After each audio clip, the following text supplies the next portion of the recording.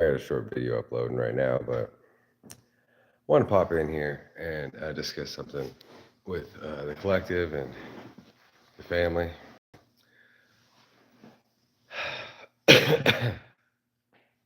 Negativity can be used as a power, but it's usually weak, especially when it goes around directly hurting people's lives, and it can easily be turned around. Um, so, like those that have lost their federal jobs, that's a blessing. That's a fucking blessing. Now you have all this extra time. You probably get some pay from it, and you have some free time off to focus on renewing your life, renewing your vows with your soul, with taking your talents or learning new talents to find a way to benefit the world, find a way to benefit your family with less, and not having to leave home to do it. See, that is an amazing blessing. So don't protest Trump.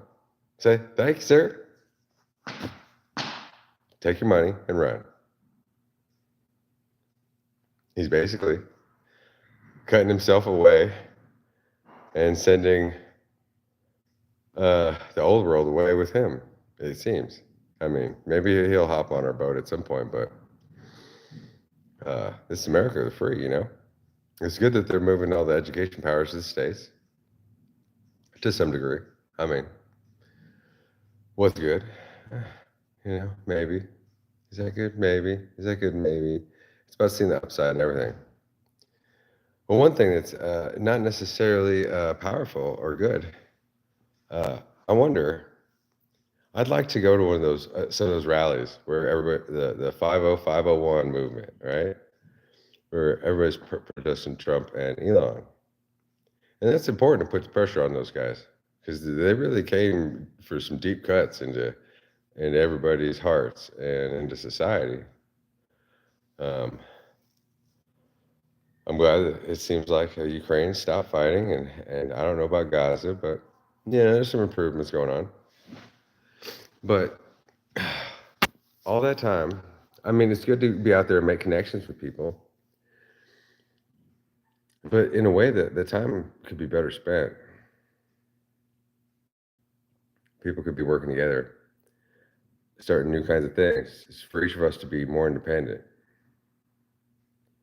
to solidify our own souls, and to find how we can better benefit the world without necessarily having to go to a job, by picking up our talents and learning new skills and breaking away from the system.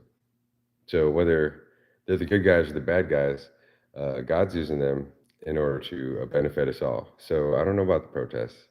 I mean, they serve their purpose, um, mainly for networking. I think more than yelling at people with a sign.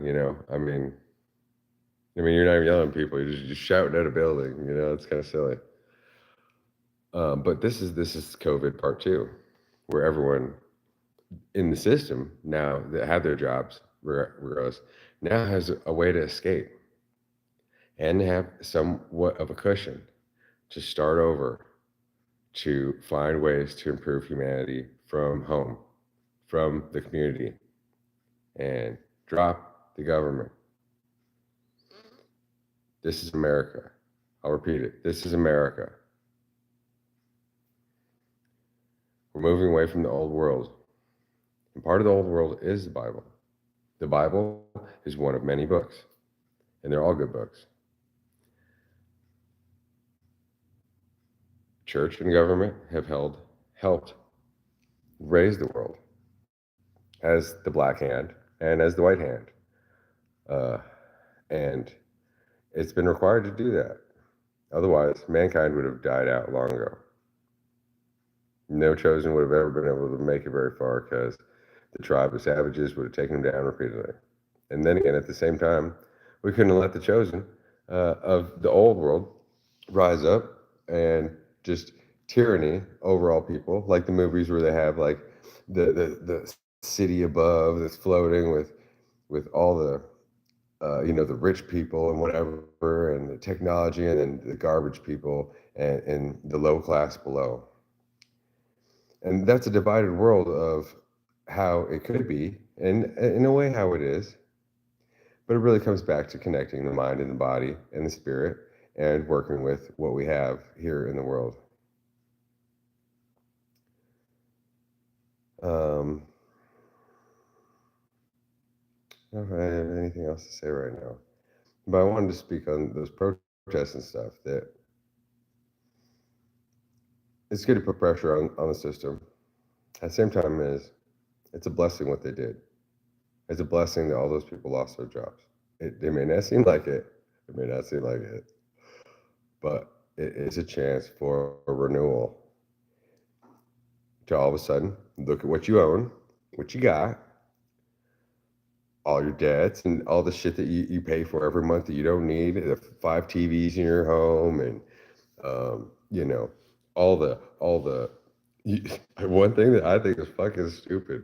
I mean, don't take any offense, but everyone I know just about bought one of those little ice makers. Okay, fridges had ice makers, which was a way for it to draw extra power, right? Okay, first of all, the freezer's always running anyway, okay? If you have an ice tray, you have to say 3 ice trays. That's what I have. Then every time it empties, you put water in it, you put it in the freezer, and even if you're having like 4 or 5 rum and cokes tonight, you still won't go through all 3 ice trays. And by the next day, it'll be full. But then they put the ice maker on, so it'll draw extra power. So it'll be draining more from your electricity every month just to have ice anytime you want it.